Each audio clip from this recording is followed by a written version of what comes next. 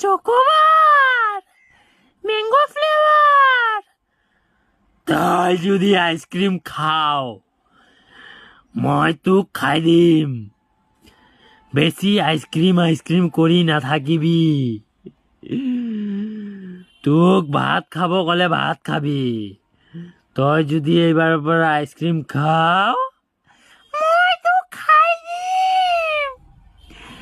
তই আইসক্ৰিম নাখাবি। আইসক্ৰিম খালে বেমাৰ হ'ব, জ্বৰ হ'ব, কাহ হ'ব। তই আইসক্ৰিম নাখাবি, নহ'লে মই তোক খাই দিম।